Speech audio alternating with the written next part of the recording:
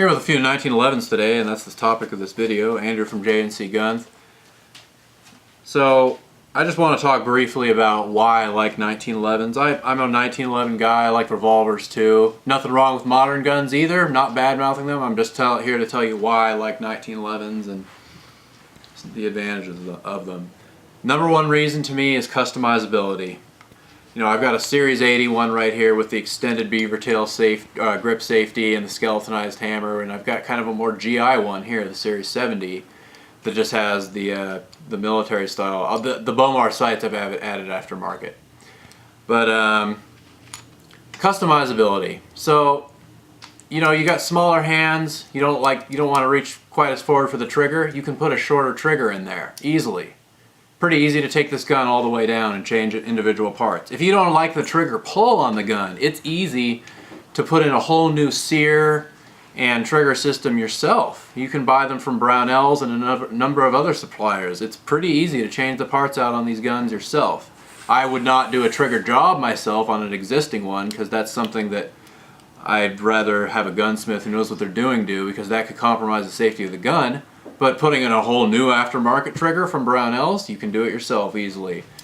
You have a Series 80, you like the features, except for that straight mainspring housing, put a curved one in, like a Series 70 style.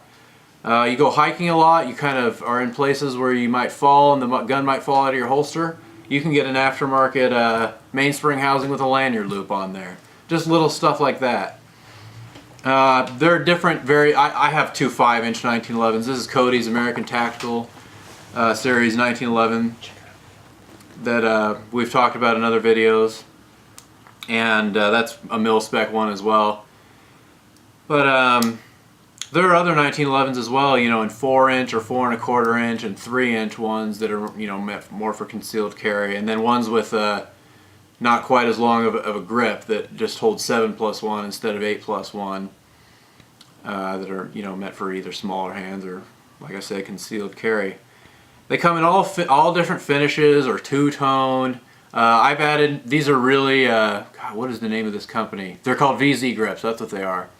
And it just makes the gun it makes the grip of the gun real thin. You can put thinner ones on, you can put thicker ones on. I've got a Hogue wraparound grip on the Series 70 over here. You can put a lot, this Series 80 kind of has some more aftermarket stuff done to it. It has the longer magazine release button, which I didn't do that. That's the way that the gun came when I bought it. I didn't do that aftermarket.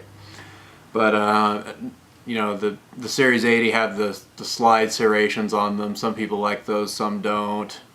Like I said, change out the grips, the sights, anything you want. You can make this gun the way you want it to be. Hey, they even make them in other calibers now. They make them in 40 caliber Smith & Wesson and 9mm as well. And I've seen them in, some of the older ones are made in 38 Super. I've even seen some ones that people have made custom in calibers like 50 GI. If you wanted a 50 cal 1911, if you had that desire, you could build one or buy one. They're just endless possibilities with these guns, and that's one of the reasons I like them. I like the historical value of them. I'd like to have an old World War II era one. I think that'd be really cool, and that's a gun on my list to pick up eventually. Some of the ones, you'll see some real beat up ones, but they still work like the day they were built. You can get a match gun, match grade barrel, match grade trigger, you know, tightened up slides, everything like that. Shoot them in competition or IDPA matches or anything like that, if that's the type of thing that you're into.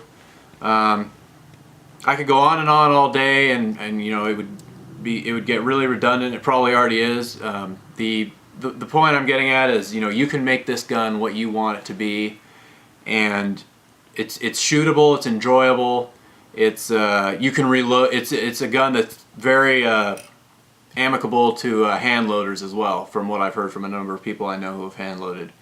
So let us know what you think of 1911s, or if you know anything about them or have any experience with them that you'd like to share.